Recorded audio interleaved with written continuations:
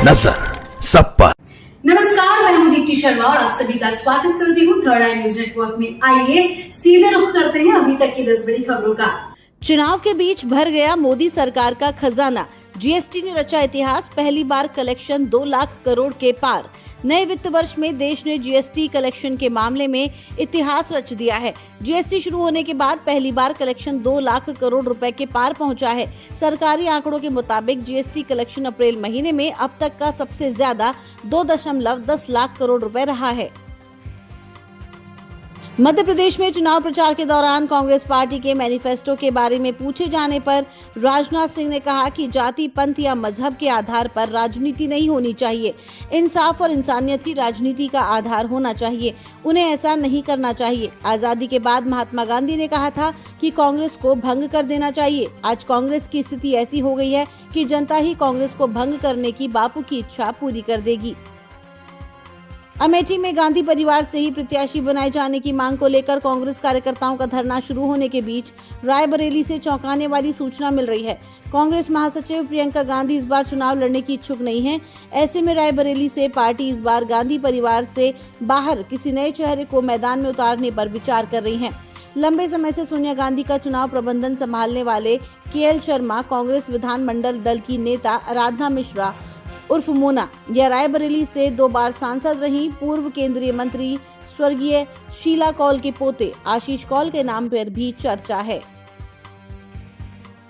दिल्ली और एनसीआर के कई स्कूलों में बम की धमकी मिलने से हड़कंप मच गया है। स्कूलों में बम की धमकी ईमेल के जरिए दी गई है। इस धमकी भरे ईमेल से कई हाई प्रोफाइल स्कूलों को टारगेट किया गया है। इसके बाद दिल्ली, नोएडा के स्कूल बंद कर दिए गए और बच्चों को सुरक्षित घर भेज दिया गया। धमकी भरे ईमेल में लिखा है कि काफिरों के लिए आग का फरमान है, उस जगह से उन लोगों को निकाल दो जहां से उन्होंने तुम्हें खदेड़ा था। भारत की बड़ी कामयाबी, डीआरडीओ की बनाई पनडुब्बी रोधी मिसाइल का सफल परीक्षण। ये मिसाइल सिस्टम डीआरडीओ ने नौसेना के लिए ही विकसित किया है। ये कैनिस्टर आधारित मिसाइल सिस्टम है जो लंबी दूरी के लक्ष्यों को भेदने में सक्षम है। स्मार्ट मिसाइल को युद्धक जहाज के साथ ही तटीय इलाकों से भी लॉन्च किया जा सकता है। ये मिसाइल अपनी अधिकांश उड़ान कम ऊंचाई पर हवा में पूरी करती है और अपने लक्ष्य के नजदीक जाकर मिसाइल से टॉर्पीडो रिलीज होकर पानी के भीतर लक्ष्य को भेज देगा।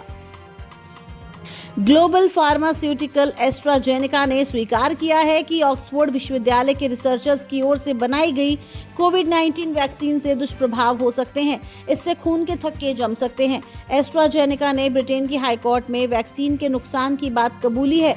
इसके बाद हंगामा खड़ा हो गया है। भारत में भी कोविशील्ड नाम से यही वैक्सीन लगाई गई। अब इस मामले को लेकर सुप्रीम कोर्ट में अर्जी दायर की गई है। बरेली जेल में बंद जौनपुर के पूर्व सांसद बाहुबली धनंजय सिंह बुधवार को जमानत पर छूटकर बाहर आए। जेल से बाहर निकलते ही धनंजय सिंह का रुतबा देखने को मिला। धनंजय सिंह की रिहाई की सूचना मिलने के बाद काफी संख्या में उनके समर्थक बरेली सेंट्रल जेल पहुंचे थे। उन्होंने कहा कि उन्हें फर्जी मुकदमे में सजा हुई थी। ऐसे में हाईकोर्ट ने उन्हें बेल दे दी है। उन्होंने ये भी कहा कि मेरी पत्नी जौनपुर से लोकसभा चुनाव लड़ रही हैं। ऐसे में बरेली से सीधे जौनपुर जाऊंगा और अपनी पत्नी के लिए चुनाव प्रचार करूंगा।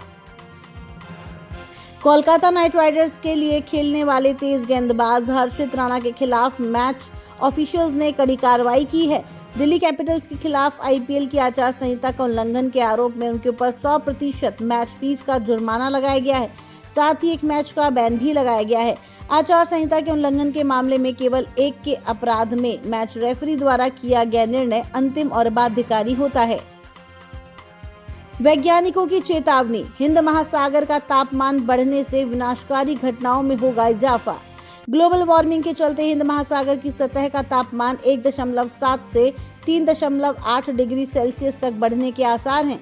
यदि ऐसा होता है तो समुद्री हीट वेव और चरम चक्रवातों में तेजी आएगी, जिसके कारण मानसून प्रभावित होगा। अध्ययनकर्ता ने कहा कि भविष्य में हीट वेव में होने वाली वृद्धि 1 दशक तक हर सेकंड, पूरे दिन, हर दिन एक हिरोशिमा परमाणु बम विस्फोट के बराबर ऊर्जा जोड़ने के बराबर है। टीवी की अनुपमा की राजनीति में एंट्री, बीजेपी में हुई शामिल। टीवी इंडस्ट्री की फेमस एक्ट्रेस रूपाली गांगुली राजनीति में कदम रख रही हैं। उन्होंने भारतीय जनता पार्टी ज्वाइन कर ली है। दिल्ली हेडक्वार्टर्स में रूपाली ने बीजेपी पार्टी की सदस्यता ली। रूपाली के साथ ही फिल्म डायरेक्टर अमय जोशी ने भी बीजेपी का दामन थाम लिया है। तो ये थी अभी तक की 10 बड़ी खबरें। देश विदेश की ताजा तरीन खबरों के लिए जुड़े रहिए थर्ड आई न्यूज नेटवर्क के साथ। नजर सब पर। नजर सब पर।